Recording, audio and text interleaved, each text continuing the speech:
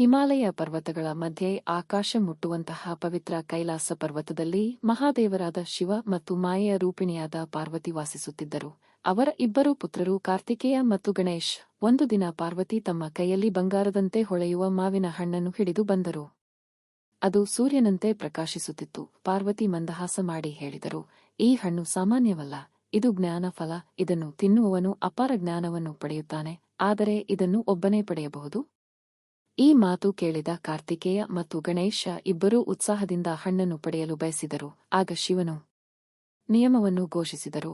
ನೀವು ಇಬ್ಬರಲ್ಲಿ ಯಾರು ಜಗತ್ತನ್ನು 3 ಸುತ್ತು ಹೊಡೆಯುತ್ತೀರಿ ಮತ್ತು ಮೊದಲು ಹಿಂದಿರುಗುತ್ತೀರೆ, ಅವರಿಗೆ ಈ ಹಣ್ಣು ಸಿಗುತ್ತದೆ. ಕೂಡಲೇ ಕಾರ್ತಿಕೇಯನು ತನ್ನ ವೇಗದ ನವಿಲಿನ ಮೇಲೆ ಏರಿ ಆಕಾಶಕ್ಕೆ ಹಾರಿದನು. ಅವನು ಸಾಗರಗಳನ್ನು, ಪರ್ವತಗಳನ್ನು, ಅರಣ್ಯಗಳನ್ನು, ಮರುಭೂಮಿಗಳನ್ನು ಸುತ್ತುತ್ತಾ ವೇಗವಾಗಿ ತನ್ನ ಪಯಣ ಮುಂದುವರೆಸಿದನು.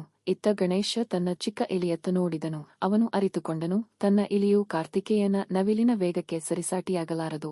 ತಕ್ಷಣ ಅವನ ಬುದ್ಧಿ ಹೊಳೆಯಿತು.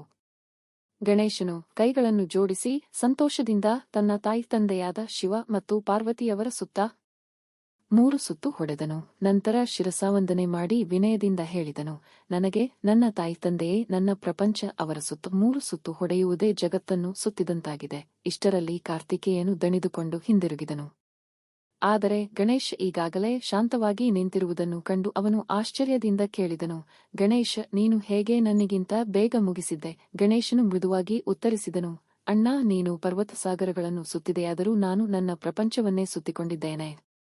ನನ್ನ ಪ್ರಪಂಚವೆಂದರೆ ನನ್ನ ತಾಯಿ ತಂದೆ. ಈ ಮಾತುಗಳನ್ನು ಕೇಳಿ ಶಿವ ಮತ್ತು ಪಾರ್ವತಿ ಹರ್ಷದಿಂದ ಹೊಳೆಯುತ್ತಾ ಗಣೇಶನಿಗೆ ಬಂಗಾರದ ಮಾವಿನ ಹಣ್ಣು ನೀಡಿದರು. ಪಾರ್ವತಿ ಹೇಳಿದರು, ಗಣೇಶ, ನಿನ್ನ ಭಕ್ತಿ ಮತ್ತು ಬುದ್ಧಿ ನಿನ್ನನ್ನು ಗೆದ್ದಿದೆ. ನಿಜವಾದ ಜ್ಞಾನವೆಂದರೆ ವೇಗದಲ್ಲಿಲ್ಲ, ಬಲದಲ್ಲಿಲ್ಲ.